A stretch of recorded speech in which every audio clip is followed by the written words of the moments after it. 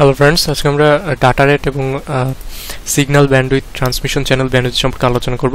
তো bandwidth, signal bandwidth এবং transmission চ্যানেলের ব্যান্ডউইথের ডিফারেন্সটা আমরা একটা অ্যানালজির মাধ্যমে বোঝার চেষ্টা করব। সো অ্যানালজিটা হচ্ছে এরকম যে একটা সুইমিং পুল, এখানে দেখা যাচ্ছে এটা হচ্ছে একটা সুইমিং পুলকে আমরা ট্রান্সমিশন চ্যানেল হিসেবে কনসিডার করব। তাহলে যদি ট্রান্সমিশন চ্যানেল হিসেবে কনসিডার করি তাহলে সুইমিং পুলের উইডথটাকে আমরা ট্রান্সমিশন চ্যানেলের ব্যান্ডউইথ হিসেবে কনসিডার করব। এবং মাঝখানে এই যে লাইনগুলো দেখা যাচ্ছে এগুলোকে বলা হয় সেফটি লাইন সুইমিং পুলের। অর্থাৎ এখানে 4টা সেফটি লাইন আছে, তাহলে 5টা কলাম আছে, অর্থাৎ 5টা কলামের মধ্যে দিয়ে 5 জন প্রতিযোগী সাঁতার কাটতে পারবে। ওকে, এই সুইমিং পুলের অর্থাৎ সুইমিং পুলের ক্যাপাসিটি হচ্ছে 5 জন প্রতিযোগী একই সাথে সাঁতার কাটতে পারবে। ওকে, এখন এই পুরো উইডথটাকে যদি আমরা ট্রান্সমিশন চ্যানেলের ব্যান্ডউইথ হিসেবে কনসিডার করি তাহলে এই প্রত্যেকটা কলামকে আমরা এক একটা সিগন্যাল ব্যান্ডউইথ হিসেবে কনসিডার করতে পারি। ওকে, সো এইটি হচ্ছে সিগন্যাল ব্যান্ডউইথ এবং ট্রান্সমিশন চ্যানেলের ব্যান্ডউইথের ডিফারেন্স। অর্থাৎ একটা ট্রান্সমিশন চ্যানেলের মধ্যে সিগন্যাল ব্যান্ডউইথকে আমরা এইভাবে ডিফাইন করতে পারি এই অ্যানালজির মাধ্যমে।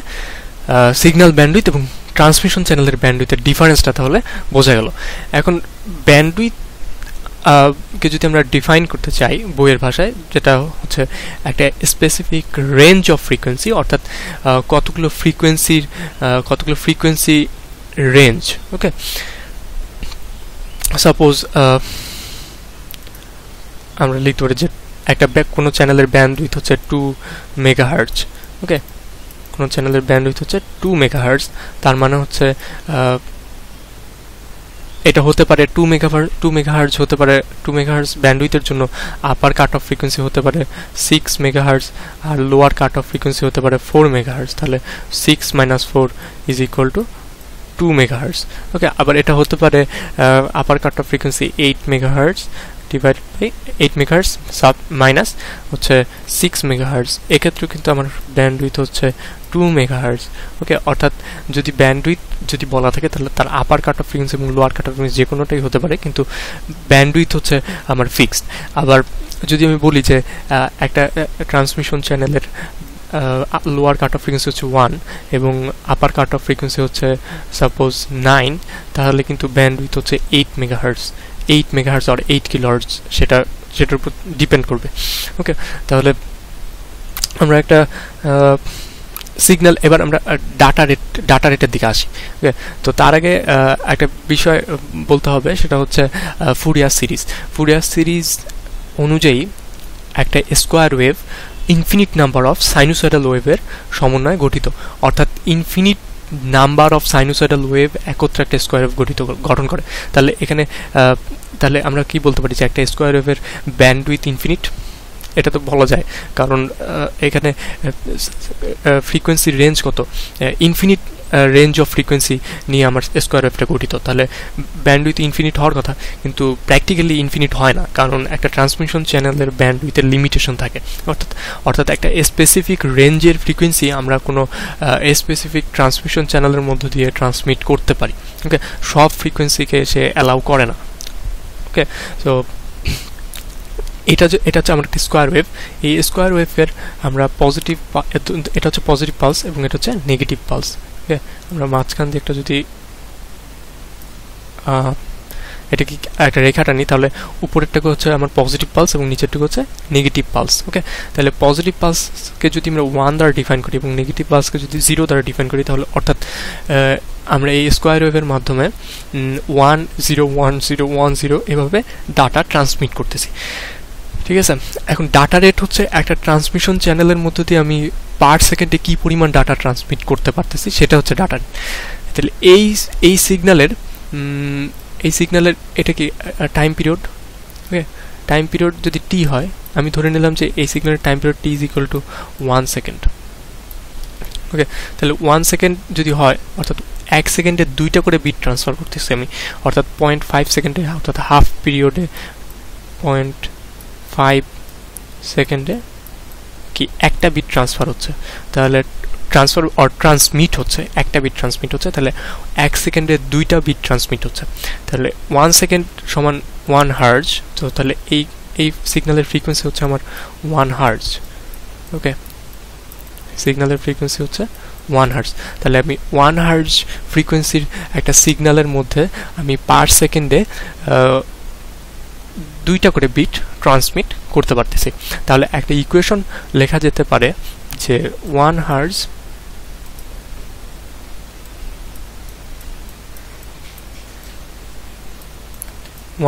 Equal to 2 bit per second. অর্থাৎ 1 হার্জের একটা সিগন্যালের মধ্য দিয়ে আমি পার সেকেন্ডে 2টা করে বিট ট্রান্সমিট করতে পারতেছি। ঠিক আছে, এখন এই সিগন্যালটা কি একটা স্কোয়ার ওয়েভ, তাহলে ফুরিয়ার সিরিজ অনুযায়ী এই সিগন্যাল কি infinite number of sinusoidal wave নিয়ে গঠিত, তাই তো? তাহলে ফুরিয়ার সিরিজ অনুযায়ী বা এই সিগন্যালের ইকুয়েশন যেটা, সেটা হচ্ছে এই ইকুয়েশন। অর্থাৎ এই ইকুয়েশনে দেখা যাচ্ছে যে ফার্স্টেরটা একটা সাইনুসয়েডাল ওয়েভ, পরেরটা থার্ড হারমোনিক, এটা হচ্ছে ফান্ডামেন্টাল। ফার্স্টে যেটা আছে সেটা হচ্ছে ফান্ডামেন্টাল সিগন্যাল, এর পরেরটা হচ্ছে থার্ড হারমোনিক, এরপরটা ফিফথ হারমোনিক, এরপরটা সেভেন্থ হারমোনিক, অর্থাৎ অড মাল্টিপল। ওকে, অর্থাৎ এভাবে চলতে থাকবে ইনফিনিট নাম্বার পর্যন্ত, ইনফিনিটি পর্যন্ত। ওকে, তাহলে এই ইকুয়েশন থেকে কি দেখা যাচ্ছে যে অসংখ্য সাইনুসয়েডাল ওয়েভ নিয়ে এই স্কোয়ার ওয়েভটা গঠিত। ঠিক আছে, তাহলে আইডিয়ালি ইনফিনিট হওয়ার কথা ব্যান্ডউইথ, কিন্তু ইনফিনিট হবে না, কারণ আমি আগেই বলছি যে ট্রান্সমিশন চ্যানেলের ব্যান্ডউইথের একটা একটা লিমিটেশন থাকে, ট্রান্সমিশন চ্যানেলের একটা ব্যান্ডউইথ থাকে। ওকে, তাহলে আমি এখন ধরে নেই যে এই স্কোয়ার ওয়েভের একটা স্পেসিফিক রেঞ্জের ফ্রিকোয়েন্সিকে আমি কোনো ট্রান্সমিশন চ্যানেলের মধ্য দিয়ে ট্রান্সমিট করব। তাহলে ওই স্পেসিফিক রেঞ্জটাই হবে আমার এই সিগন্যালের ব্যান্ডউইথ। ঠিক আছে, তাহলে এই সিগন্যালের এই স্কোয়ার ওয়েভ সিগন্যালের ফান্ডামেন্টাল ফ্রিকোয়েন্সি হচ্ছে 10⁶ hertz or 1 megahertz, 10⁶ hertz or 1 megahertz, এবং ব্যান্ডউইথ হচ্ছে, তাহলে আমি ব্যান্ডউইথ ধরে নিই যে একটা স্পেসিফিক রেঞ্জের ফ্রিকোয়েন্সির কথা আমি বলছি, তাহলে আমি ধরে নিই যে আমি কোন পর্যন্ত ফ্রিকোয়েন্সি পাঠাবো। তাহলে আমি ধরলাম যে ফান্ডামেন্টাল ফ্রিকোয়েন্সি থেকে আমি ফিফথ হারমোনিক পর্যন্ত, অর্থাৎ এই রেঞ্জের ফ্রিকোয়েন্সিকে আমি কোনো ট্রান্সমিশন চ্যানেলের মধ্যে দিয়ে ট্রান্সমিট করব। তাহলে এই রেঞ্জের মধ্যে হায়ার কাট অফ ফ্রিকোয়েন্সি বা হায়ার ফ্রিকোয়েন্সি কোনটা? 5 মেগাহার্জ। 5 মেগাহার্জ হচ্ছে হায়ার ফ্রিকোয়েন্সি এবং লোয়ার ফ্রিকোয়েন্সি হচ্ছে ফান্ডামেন্টাল ফ্রিকোয়েন্সি বাট 1 মেগাহার্জ। তাহলে ব্যান্ডউইথ এখানে দেখানো হয়েছে যে ব্যান্ডউইথ হচ্ছে 5 higher frequency minus lower frequency, অর্থাৎ 5 মেগাহার্জ থেকে আমরা যদি লোয়ার ফ্রিকোয়েন্সি বাদ দিই, তাহলে আমরা বা ফান্ডামেন্টাল ফ্রিকোয়েন্সি বাদ দিই, তাহলে আমরা ব্যান্ডউইথ পাচ্ছি 4 মেগাহার্জ বা 4 × 10⁶ হার্জ।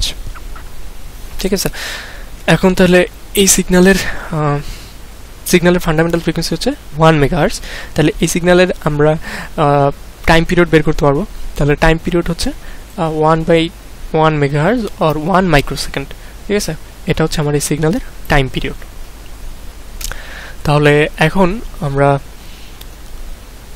দেখছি যে টাইম পিরিয়ড, এখানে দেখছি যে টাইম পিরিয়ড 1 টাইম পিরিয়ডে, অর্থাৎ আমরা 2টা করে বিট ট্রান্সমিট করতে পারতেছি। ঠিক আছে, তাহলে সেটা যদি হয় তাহলে 1 মাইক্রোসেকেন্ডে আমরা ট্রান্সমিট করব 2টা করে 2 বিট। ওকে, 1 মাইক্রোসেকেন্ডে ট্রান্সমিট করতেছি 2 বিট। তাহলে আমরা এটাকে এভাবে লিখতে পারি যে 10⁻6 সেকেন্ডে ট্রান্সমিট করতেছি 2 বিট। তাহলে 1 সেকেন্ডে আমরা ট্রান্সমিট করব 2/2 বিট divided by 10⁻6 বিট। ওকে, তাহলে এই 10⁻6 যদি উপরে যায় 6 বিট 6 সেকেন্ড, তাহলে এটা হবে 2 × 10⁶ বিট পার সেকেন্ড। 2 × 10⁶ কি? মেগাহার্জ। ওকে, সো 2 মেগাবিট পার সেকেন্ড, অর্থাৎ ফান্ডামেন্টাল ফ্রিকোয়েন্সি যখন 1 মেগাহার্টজ অর 10⁶ হার্টজ বা এই ব্যান্ডউইথের জন্য 4 মেগাহার্টজ ব্যান্ডউইথের জন্য আমি আমার ডাটা রেট হচ্ছে 2 Mbps or 2 megabit per second. ঠিক আছে, তাহলে এটা হলো আমার আমি এই ব্যান্ডউইথের মধ্য দিয়ে আমি 2 Mbps রেটে ডাটা ট্রান্সমিট করতে পারতেছি। সো আজকের লেকচারে আমরা ব্যান্ডউইথ এবং ডাটা রেট সম্পর্কে আলোচনা করলাম। আমরা নেক্সট পার্টে ডাটা রেট এবং চ্যানেল ক্যাপাসিটি সম্পর্কে আরও ডিটেলস আলোচনা করব। So thank you.